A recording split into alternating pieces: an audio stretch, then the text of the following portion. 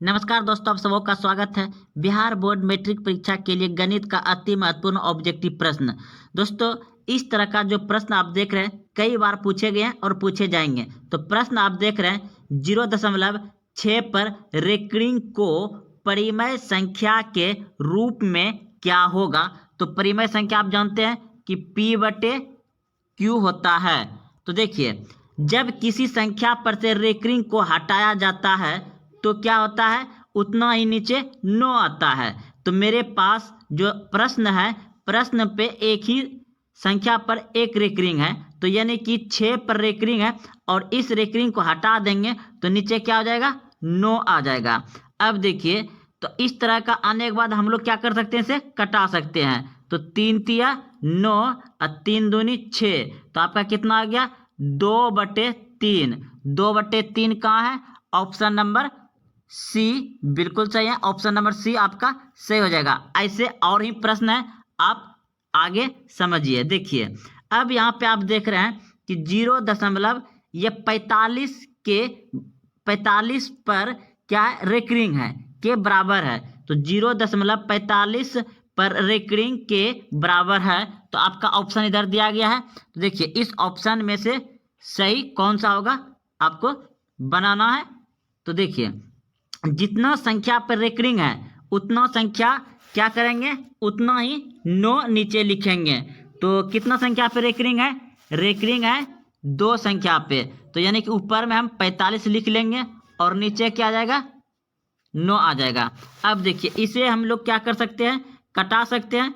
तो ये कट जाएगा 9 बार में, यानी कि 9 पचे 45 और 11×99 11 बार में, यानी कि आपका आ गया 5/11। 5/11। देखिए, जितना संख्या पर रेकरिंग रहता है, 2 संख्या पर रेकरिंग है तो 2 × 9 आएगा नीचे। अगर 3 संख्या पर रेकरिंग है तो 3 9 आएगा। और जिस संख्या पर रेकरिंग नहीं है उतना 0 आएगा और वह संख्या ऊपर में टोटल में से घट जाएगा। तो हम आगे देखेंगे। तो इस प्रश्न का उत्तर हो जाएगा आपका ऑप्शन नंबर 4। ऑप्शन नंबर 4 हो जाएगा इस प्रश्न का उत्तर, 5/11। तो चलते अगले प्रश्न की ओर। अब देखिए, प्रश्न आप देख रहे हैं 0.4 और 7 पे रेकरिंग है। तो यहाँ हम लोग क्या करेंगे, टोटल उतारेंगे।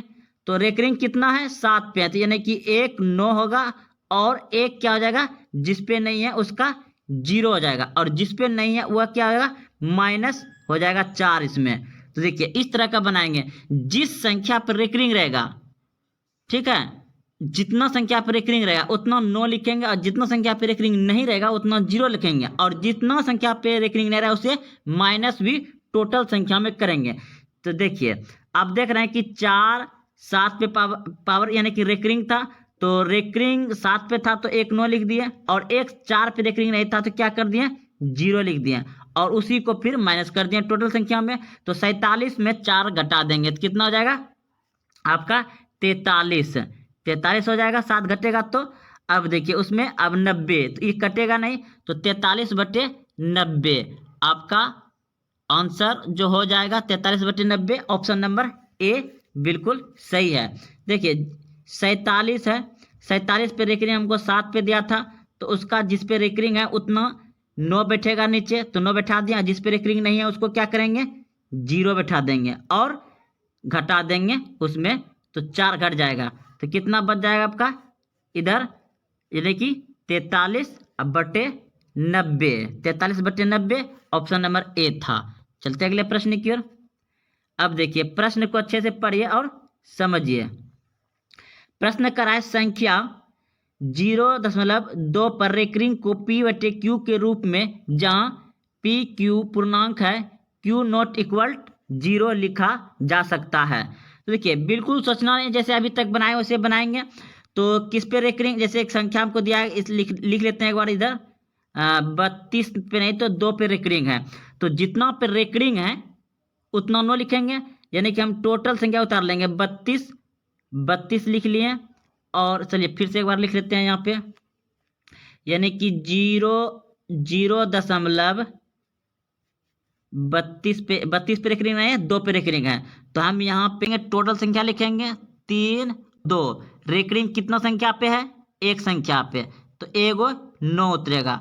और कितना संख्या पे रेकरिंग नहीं है, एक संख्या पे रेकरिंग नहीं है, तो एक 0 आएगा। और जिस संख्या पे रेकरिंग नहीं आया वो क्या हो जाएगा, टोटल में से माइनस हो जाएगा 3। 3 क्या हो जाएगा, माइनस हो जाएगा उसमें से। तो अब आपका कितना आ जाएगा, ऊपर में कितना बच जाएगा 29, और नीचे कितना आ जाएगा आपका 90। 29 90 कटेगा नहीं, तो आपका ऑप्शन नंबर बी सही है, 29/90। समझ गए होंगे। एक बार फिर से बता देते हैं। देखिए टोटल संख्या मेरे पास 32 था, 32 में से 2 पे रेकरिंग है, तो यानी कि एक संख्या पे रेकरिंग है, तो एगो 9 नीचे में हो गया, एक 9 नीचे में हो गया। उसके बाद एक संख्या पे नहीं है, तो एक संख्या के बदले 0 हो जाएगा, और जिस संख्या पर नहीं है उसे क्या करेंगे, यहाँ पे माइनस कर देंगे ऊपर में। तो अब हम 32 में 3 घटा, कितना बच जाएगा 29 बच जाएगा, और नीचे 90। तो 29/90 आपका ऑप्शन नंबर बी सही है। चलते अगले प्रश्न की ओर। अब देखिए इस प्रश्न में क्या करा है, निम्नलिखित में कौन सी संख्या परिमेय संख्या है, अपरिमेय संख्या है। निम्नलिखित में कौन सी संख्या अपरिमेय संख्या है। तो अपरिमेय संख्या जानते हैं जो कि रूट के अंदर रह जाए उसे अपरिमेय संख्या कहेंगे, और जो रूट से बाहर हो जाएगा उसे परिमेय संख्या कहेंगे। यानी कि जैसे 1 लिखे हैं तो यह भी एक परिमेय संख्या है, क्योंकि इसके नीचे न कुछ तो एक छुपा रहता है। कोई भी पूर्णांक संख्या जो है वह परिमेय संख्या होता है। तो देखिए यहाँ पे हम लोग क्या करेंगे, तो यहाँ देख रहे हैं कि ये रूट के अंदर जो है 36 है, 36 का बाहर हो जाएगा 6, और रूट के नीचे है इसका बाहर हो जाएगा, कितना हो जाएगा 8। तो ये मेरा परिमेय संख्या हो गया। ये मेरा बाहर नहीं कुछ आने वाला है, तो इसको अभी हटा लेते हैं। यहाँ भी देखिए -9 है ऊपर में, नीचे में भी आपका 7 आ जाएगा, ये भी बाहर आ जाएगा, ये भी बाहर आएगा, 3/9 आ जाएगा, यानी कि 3 और 81 का 9 आ जाएगा। यानी कि मेरा ऑप्शन नंबर बी बिल्कुल सही है, यह अपरिमेय संख्या है। √3 क्या है, अपरिमेय संख्या है √3। ऑप्शन नंबर बी सही है।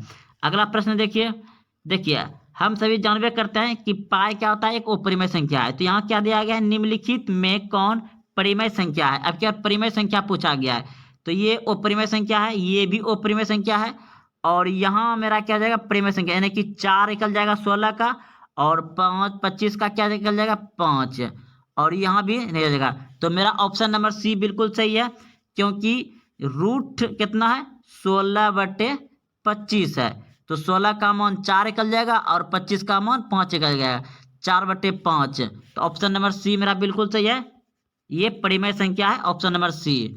आगे बढ़ते हैं। आगे देखिए निम्नलिखित में कौन अपरिमेय संख्या है। अपरिमेय संख्या क्या है, तो अपरिमेय संख्या इसमें कौन सा हो जाएगा, देखिए इसका √4 है, तो √4 का मान कितना निकल जाएगा, इसका 2 निकल जाएगा, इसका नहीं निकलेगा। और ये अपरिमेय, ये भी परिमेय संख्या है, ये आपका परिमेय संख्या हो गया, ये आपका परिमेय संख्या हो गया, ये परिमेय संख्या हो गया। √5 क्या है, अपरिमेय संख्या है। √5 क्या है, अपरिमेय संख्या, क्योंकि ये बाहर नहीं निकलेगा, ये अपरिमेय संख्या हो जाएगा। तो ऑप्शन नंबर बी सही है। और बाकी बाद इधर सभी परिमेय संख्या है, क्योंकि इसके बाहर हो जाएगा 2, और ये तो 3 है, ये है नहीं कुछ, तो इसके नीचे 1 है, और ये तो परिमेय संख्या है। ये परिमेय संख्या आप लोग सभी जानते हैं, P/Q। चलते अगले प्रश्न की ओर। अब देखिए यहाँ पे क्या हो जाएगा आपका, मतलब √10 गुना √15 बराबर है। तो देखिए इसमें क्या करेंगे, इसे आप तोड़ दीजिए, यानी कि इसको गुना करेंगे 5 दूनी 10, ये भी हो जाएगा। अब 15 को तोड़, क्योंकि इसमें एक जैसा क्यों लिखे, दोनों रूट एक ही जैसा है, इसलिए हम लिख दिए। तो अब यहाँ पे लिखेंगे हम, क्या लिख देंगे, गुना 3 गुना 5, तो यह 15 हो जाएगा। अब देखिए इसमें 2 छुपा रहता है, तो हम 2 को क्या करेंगे, बाहर निकाल लेंगे जोड़ा लगा करके, एक ये 5 और एक ये 5, तो ये दोनों बाहर हो जाएगा, तो 5 बाहर हो गया। अब रूट अंदर क्या रहेगा 3, यानी कि ये 3 और 2, तो 3 दूना 6, तो 5√6, 5√6, ऑप्शन नंबर ए सही है, 5√6 हो जाएगा इसका। चलते अगले प्रश्न की ओर।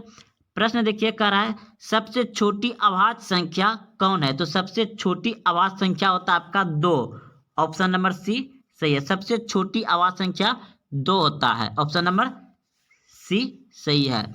अगला प्रश्न देखिए, अब देखिए इस प्रश्न को पढ़े और उत्तर दीजिए। क्या रहा है? आंकड़े 7, 0, 4, 13 का माध्य क्या होगा? तो माध्य बराबर जानते हैं आंकड़ों का कुल योग बटे आंकड़ों की कुल संख्या। तो देखिए सबको कुल योग मतलब सब संख्या को जोड़ देंगे, सभी संख्या को जोड़ देंगे तो 13, 7 कितना हो गया? 13, 7, 20 और 24 और 24 प्लस 0 कितना हो जाएगा? 24 हो जाएगा। यानी कि टोटल कुल संख्या आ गया 24 और संख्या कितना है? 1, 2, 3, 4 संख्या है, तो जितना संख्या उससे भाग दे देंगे। माध्य बराबर होता है कुल आंकड़ों का योग बटे कुल संख्या। तो संख्या क्या गो है? 1, 2, 3, 4 संख्या है, तो 4 संख्या लिख दिया और ऊपर का सभी को जोड़ दिया, 24 हो गया। तो ये कर देगा 6 24 यानी कि 6 बार में। तो ऑप्शन नंबर बी बिल्कुल सही है। माध्य कितना आ जाएगा इसका? 6। निम्नलिखित सारणी में बहुलक वर्ग कौन सा है? तो बहुलक यानी कि जो बहुत बार संख्या आए, आंकड़ा में दिया गया है और उसमें जो सबसे ज्यादा है उसे हम बहुलक कहते हैं, जो सबसे ज्यादा गिनती में आए। तो देखिए तो इस प्रश्न को कैसे बनाना है। हम देख रहे हैं कि 0 से 5 तक, 0 से 5 तक कितना बार आ रहा है? 2 बार आ रहा है। और 5 से 10, 5 से 10 कितना बार आ रहा है? 4 बार आ रहा है। 10 से 15, 10 से 15 कितना बार आ रहा है? 5 बार आ रहा है। 15 से 20 कितना बार आ रहा है? 4 बार आ रहा है। तो सबसे अधिक बार कौन आ रहा है? तो सबसे अधिक बार आ रहा है आपका ये जो कि 5 बार आ रहा है, 10 से 15। तो 10 से 15 आपका ऑप्शन नंबर सी बिल्कुल सही है। 10 से 15 बहुलक वर्ग है क्योंकि ये सबसे अधिक बार आ रहा है। तो ऑप्शन सी सही है। अगला प्रश्न देखिए। प्रश्न कह रहा है कि 1 + 2 + 3 + ... n बराबर है। तो दोस्तों यह लगातार संख्याओं का योग है। तो लगातार संख्याओं का योग होता है n × n + 1 बटे 2 होता है। तो ये आपका ऑप्शन में ऑप्शन नंबर सी बिल्कुल सही है। लगातार प्राकृतिक लगातार संख्याओं का योग होता है n × n + 1 बटे 2। तो ऑप्शन नंबर सी बिल्कुल सही है। अगला प्रश्न देखिए। आपका प्रश्न है कि 13 और 19 के बीच समांतर माध्य है। तो समांतर माध्य पूछ रहा है तो हम क्या करेंगे? दोनों को जोड़ देंगे यानी कि 13 प्लस 19 दो संख्या है तो बटे 2। क्योंकि आप जानते हैं कि माध्य बराबर होता है कुल संख्याओं का योग बटे कुल संख्या। तो संख्याओं का योग कर दिया ऊपर में और कुल संख्या क्या संख्या है? 2 गो, तो 2 गो नीचे में लिख दिया। अब इनको जोड़ेंगे तो कितना हो जाएगा मेरा? 32। 32 बटे 2 तो कितना बार में कट जाएगा? 16 दूना 32 यानी कि 16। तो 16 आपका ऑप्शन नंबर बी में है। तो ऑप्शन नंबर बी आपका बिल्कुल सही है। 16 हो जाएगा इसका समांतर माध्य। अब अगला प्रश्न देखिए। कह रहा है प्रश्न में कि 4, 2, 5, 2, 0, 3, 2, 3 का बहुलक है। तो इसमें किसका बहुलक हो जाएगा? जो सबसे अधिक बार है। तो हम देख रहे हैं 3 2 बार है, 3 एक यहाँ है एक यहाँ है, 2 बार है। और 5 कितना बार है? 5 एक ही बार है। और 4 एक ही बार है। लेकिन 2 कितना बार है? 3 बार है। यहाँ है यहाँ है यहाँ है, 3 बार है। तो बहुलक अधिक बार जो होता है वही होता है। तो बहुलक हो जाएगा आपका 2। ऑप्शन नंबर बी सही है। बहुलक हो जाएगा 2, ऑप्शन नंबर बी। अगला प्रश्न देखिए। प्रश्न है 5, 3, 8, 4, 2 की माध्यिका है। तो माध्यिका निकालने के लिए दोस्तों सबसे आसान तरीका क्या है कि सबसे छोटी संख्या लिखेंगे। सबसे छोटी संख्या क्या है? 2 है। सबसे छोटी संख्या कितना है? 2 है। तो 2 लिख लिए। इससे बड़ी संख्या कौन सा है? 3, 3 को लिख लिए। 3 से बड़ी संख्या कौन है? 4, 4 लिख लिए। 4 से बड़ी संख्या कौन है? 5, 5 लिख लिए। 5 से बड़ी संख्या कौन है? इसमें से डायरेक्ट 8 है तो 8 लिख लिए। अब क्या करेंगे? देख लीजिए एक बार मिला लीजिए। 2, 4, 5, 5 संख्या है तो यहाँ भी 2, 4, 5 संख्या है। अब तो इस तरह से लिखने के बाद एक इधर से हटाएंगे एक इधर से हटाएंगे, एक इधर से एक हटाएंगे एक इधर से हटाएंगे। जो बीच में बच गया वही मेरा माध्यिका हो गया। अगर 2 को बच जाता है दोनों को जोड़ के 2 से भाग दे देते हैं। तो कितना बीच में बचा 4, तो ऑप्शन नंबर बी मेरा बिल्कुल सही है। तो माध्यिका कितना हो जाएगा 5 3 8 2 4 की माध्यिका कितना हो जाएगा 4, ऑप्शन नंबर बी सही है। अगला प्रश्न देखिए, प्रश्न ये भी माध्यिके है, कह रहा है कि 2 6 5 4 3 1 की माध्यिका होगी। तो हम क्या करेंगे, छोटी संख्या से बड़ी संख्या हम बैठा देंगे। तो सबसे छोटी संख्या 1 है, उसके बाद 2 है, उसके बाद 3 है, उसके बाद 3 के बाद 4 भी है, 4 के बाद 5 भी है, 5 के बाद 6 भी है, और है कितना संख्या है 1 2 3 4 5 6 संख्या है।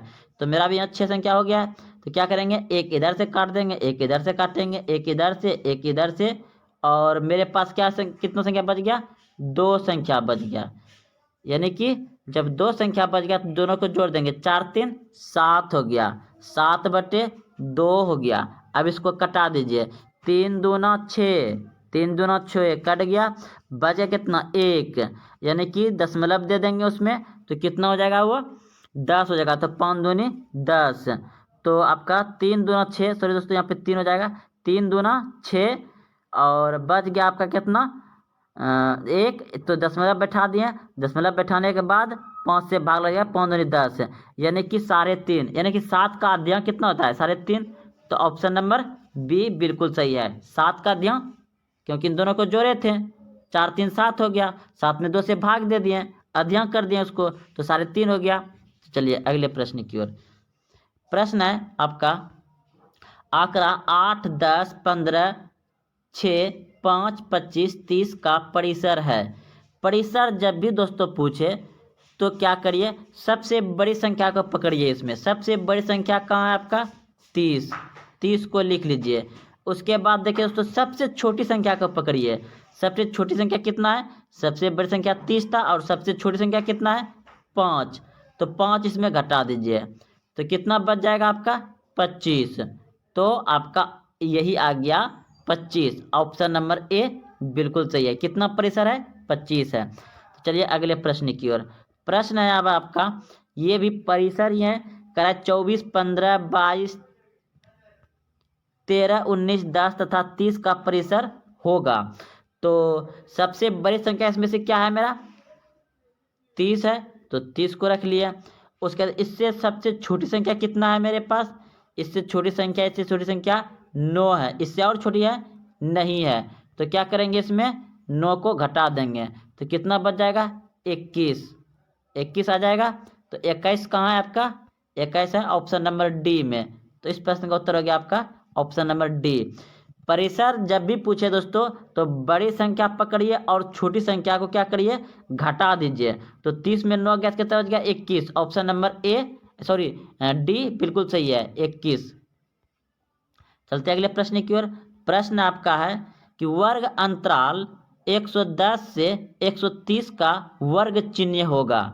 110 से 130 के बीच में क्या होगा, वर्ग चिन्ह पूछ रहा है। तो दोस्तों इसके बीच में हो जाएगा 120, क्योंकि 110 है, फिर 120 130, यानी कि 120 हो जाएगा, इसका बीच में यही आ रहा है। तो मेरा ऑप्शन नंबर डी सही है 120, ऑप्शन नंबर डी 120 सही है। अगला प्रश्न देखिए, प्रश्न कर रहा है कि 13013 का बहुलक होगा। तो साफ इसमें दिखाई दे रहा है कि 3 अधिक बार है, तो इस प्रश्न का ऑप्शन नंबर डी बिल्कुल सही है, 3 बहुलक हो जाएगा। तो दोस्तों ये सभी बहुत ही महत्वपूर्ण ऑब्जेक्टिव प्रश्न थे जो कि बिहार बोर्ड मैट्रिक परीक्षा में पूछे जाते हैं। अगर आप यहाँ तक पहुँचे हैं तो कमेंट, लाइक और अपने दोस्तों में शेयर जरूर करें।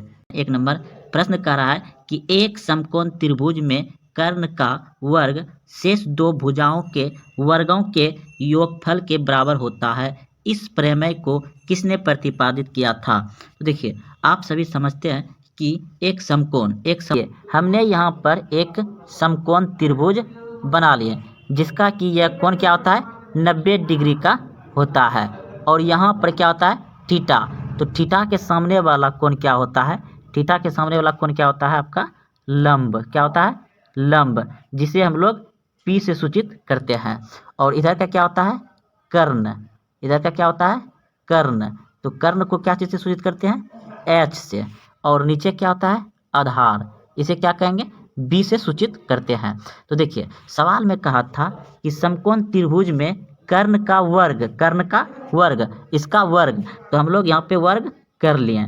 और क्या कहता है, शेष दो भुजाओं के वर्गों के बराबर। तो शेष भुजाओं के वर्गों के बराबर यानी कि बराबर दे दिया। और जो शेष बचा, क्या बचा आपका, पी बचा और बी बचा, यानी कि लंब बचा और आधार बचा।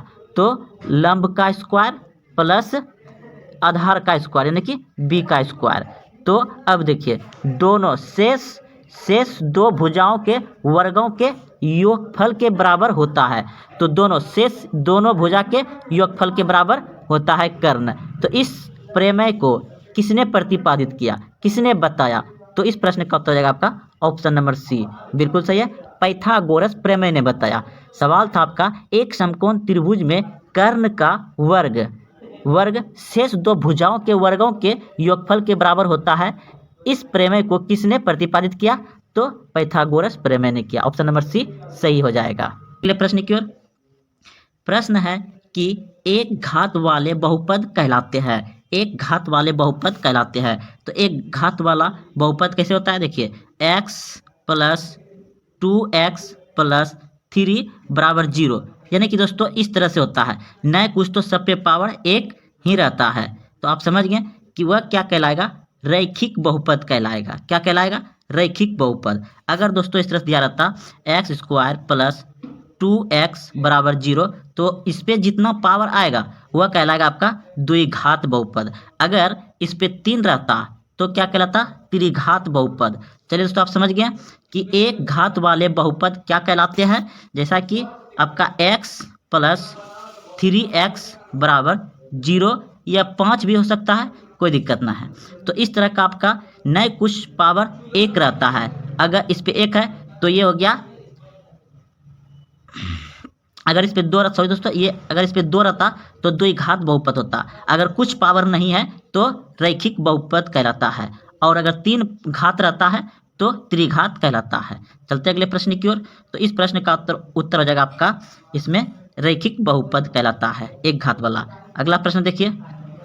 प्रश्न है, किसी एपी के क्रमागत पदों के अंतर को क्या कहते हैं। जैसे 4 है, 6 है, फिर 8 है, तो इसमें अंतर कितना होता है, जो कि आप लोग d बराबर निकालते हैं, यानी कि सार्व अंतर होता है। जो अंतर बीच में होता है उसको क्या कहते हैं, सार्व अंतर। तो आप सभी याद रखिएगा कि किसी एपी के क्रमागत पदों के अंतर को क्या कहते हैं, सार्व अंतर कहते हैं। ऑप्शन नंबर सी सही हो जाएगा। अगला प्रश्न देखिए।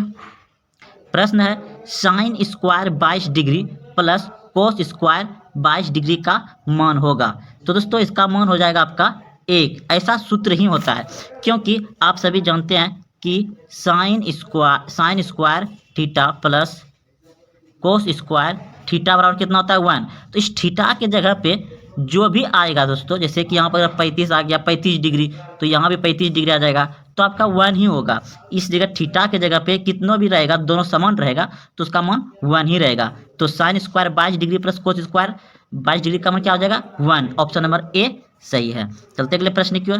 प्रश्न देखिए, कह रहा है बहुपद 4x square minus 4x plus 1 के मूल्य का गुणनफल बताइए। तो मूलों का गुणनफल कैसे निकालते हैं, यानी कि क्या निकालते हैं उसका, अल्फा इंटू बीटा।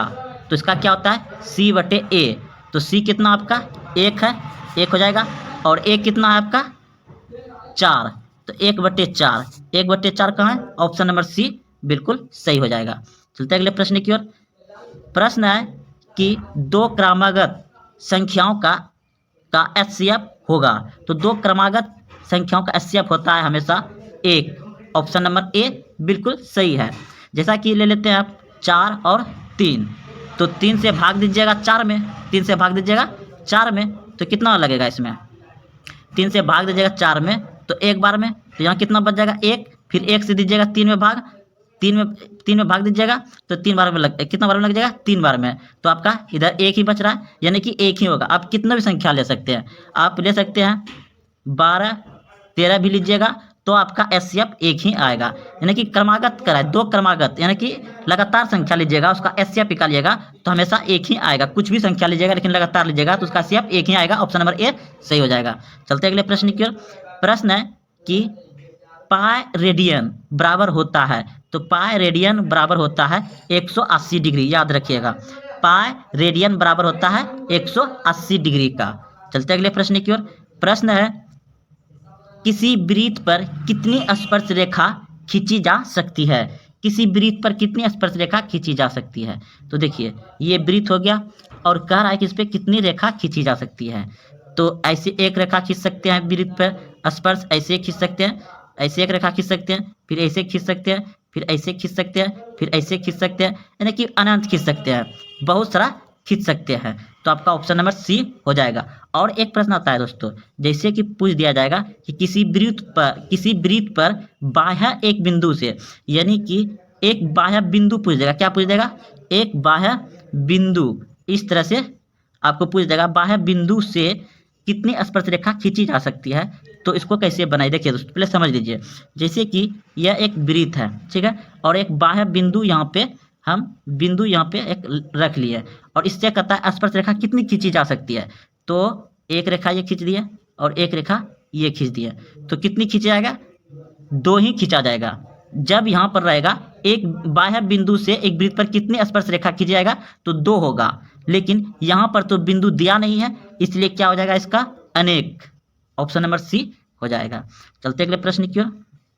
प्रश्न है दिए गए आंकड़े 105 का माध्य होगा। तो देखिए माध्य बराबर क्या होता है? आप सभी जानते हैं कि संख्याओं का योग बटे कुल संख्या, पदों का योग बटे कुल संख्या, कुल पद की संख्या। तो जोड़ देंगे 1 + 0 + 5 बटे 3 संख्या है तो नीचे 3 देंगे, तो 5 1 6 हो जाएगा, 6 बटे 3, तो 3 1 3, 3 2 6, तो 2 किस ऑप्शन में है? ऑप्शन नंबर 4 में है 2, तो आपका ऑप्शन डी सही हो जाएगा। चलते अगले प्रश्न की ओर। प्रश्न है द्विघात बहुपद के शून्यंकों की संख्या होती है। द्विघात बहुपदों के शून्यंकों की संख्या होती है 2। ऑप्शन नंबर ए सही हो जाएगा।